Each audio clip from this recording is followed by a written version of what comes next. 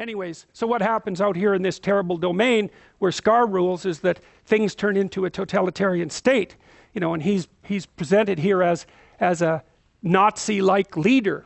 And see, there's another thing that's really interesting that's even deeper than this from a mythological perspective. I don't know if I can even go into it. Well, not really. I guess what I'll have to do is satisfy myself with this observation.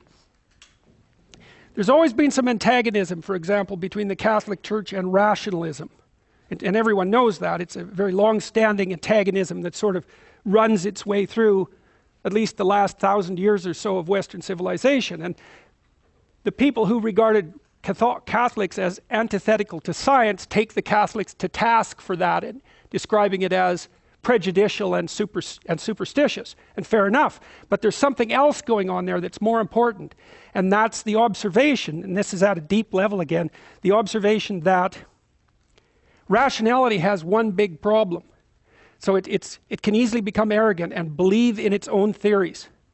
So if you're smart, and there are going to be some of you people who are like that too, some of you, the primary trait that distinguished you from other people over the course of your whole life was that you were more intelligent than most, and you may have staked your identity on that and overvalue intelligence and rationality. And the problem with that is that you make a theory of the world and then you tend to assume that it's 100% correct. That's the tendency to fall in love with your own theories, and that's what a totalitarian does.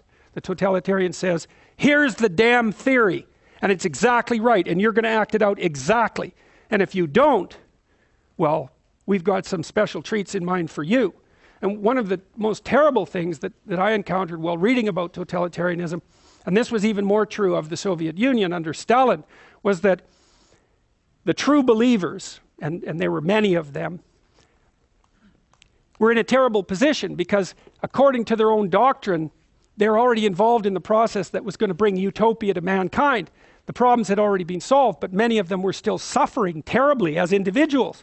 But if you're a totalitarian believer in utopia, your own suffering becomes heretical, right? Because your suffering is an indication that the damn theory isn't correct. And so then you're in a terrible position because you either admit that the theory isn't correct and fall apart because of that and maybe face terrible punishment as well, or you have to separate yourself from your own suffering and lie about it fundamentally. And of course that's exactly what happened in places like the Soviet Union, where everyone lied about everything all of the time, to themselves, to their family members, to their friends. The entire system was completely permeated by lies. And so you get this terrible place that Scar's the ruler over, which is totalitarian and brutal and murderous and resentful and deceitful and arrogant all at the same time.